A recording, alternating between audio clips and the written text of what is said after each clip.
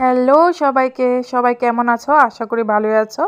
তো আমি ভাবলাম যে দেখি অনেকে অনেক কমেন্ট করে যে কাশি নিয়ে যে তোমার এত কাশি হয়েছে, তুমি এই করো সেই করো।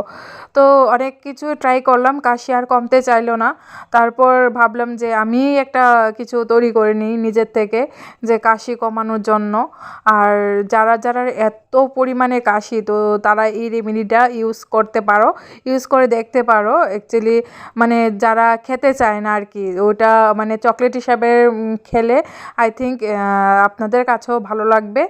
আর আপনারা ট্রাই করে দেখতে পারেন। আর আপনারা আমার রেসিপিটা দেখে নিন, আমি কিভাবে ওটা বানাচ্ছি, কিভাবে তৈরি করতে হয় ওটা। আর ওটা খেলে অ্যাকচুয়ালি বাচ্চারা আছে যে আমাদের লং দারচিনি ওইগুলা মানে খেতে চায় না। তো আমি যেভাবে করেছি এইভাবে যদি আপনারা করে দেন, চকলেটের মতো হয়ে যাবে আর ওটা ওরা ইজিলি খেয়ে নেবে। তো আপনারা দেখে নিন, আমি ওটাকে খুব সুন্দর করে গ্রাইন্ড করে নিয়েছি, আদাগুলো, লং, তারপর গোলমরিচগুলো। আর আপনারা চাইলে ওগুলো ছেঁচেও নিতে পারেন।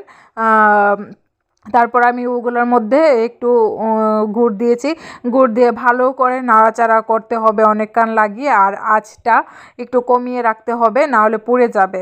তারপর দেখুন আমি নাড়াচাড়া করে ওটাকে একটা মানে কি বলবো, ওটাকে একটা চকলেট আকারের কালো কালার হয়ে যায় আদাটা। আর লং যেহেতু আছে, এখানে গোলমরিচও আছে, তো কালারটা একটু কালো হয়ে যায়।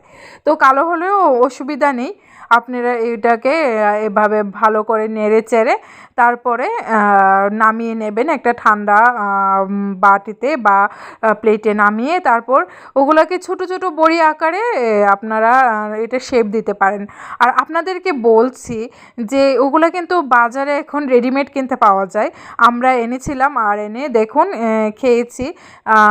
বলতে এটা একটু ডিফারেন্স থাকে, কিন্তু আপনারা ট্রাই করতে পারেন, বাজার থেকেও কিনে খেতে পারেন, তারপর ঘরেও ট্রাই করতে